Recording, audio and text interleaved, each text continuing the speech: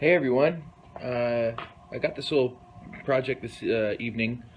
I have a really cool, I've never worked on one of these before, first time for everything, but I got a Honda Rancher 4-wheel drive quad. And the issue is that the customer wants a new carburetor installed. And they got me a really nice carburetor for it. If you haven't changed one of these on the Rancher, it seems to be pretty simple. I pretty much had to tear this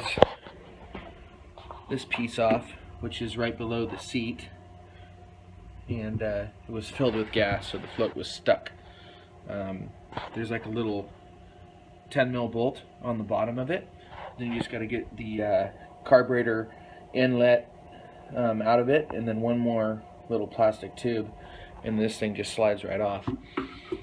So with that out and the seat off, and of course the battery disconnected, negative, it's pretty easy to get to that carburetor now. Everything's right here. So I'm going to go ahead and pull that off, and that should drain the fuel out of there, and should be good to go and getting that carburetor off. Just two mounting screws. I don't know if you can see it down there, but we're gonna get to it, and looks to be pretty easy. We got the fuel drained out of there. There was not very much in there. Gas tank was pretty empty. One thing I kind of wanted to show you is this throttle linkage. There's a little cover. It goes right there. You can see it, and that cable that's right there is your throttle cable. You got to pull the cover off and put some slack on that cable, and it'll slide out where it needs to go. And I'm just going to go ahead and move forward with that. So we're getting there. I got the vacuum lines off too. This carburetor is pretty darn close to coming out. The only thing that I have to say when taking the choke lever cable off of the carburetor itself, right under here where it threads in right there, there's a piece of brass where the cable end goes into. Really soft metal. It's brass on the old carburetor. I broke it, but that's okay because we have a new carburetor. But just kind of food for thought. Be really careful with that because, as we all know, brass is a really soft metal.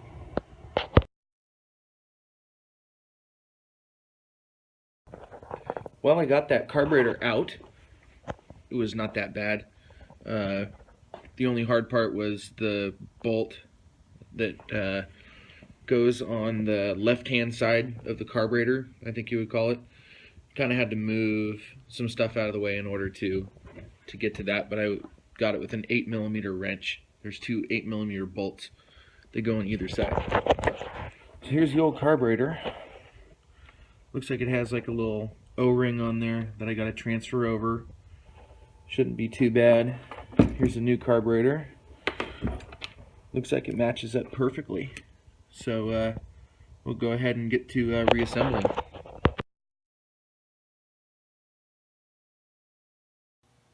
Alrighty, so I started putting this together.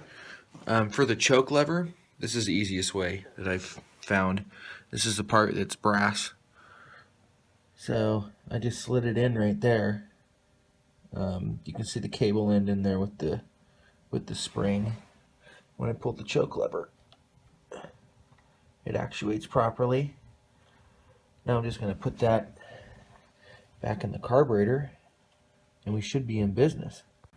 Everything's back together, and it seems to be working great. We'll give it a shot.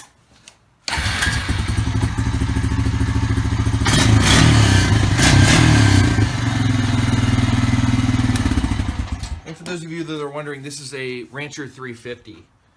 So I got the carburetor back in. Real simple to do.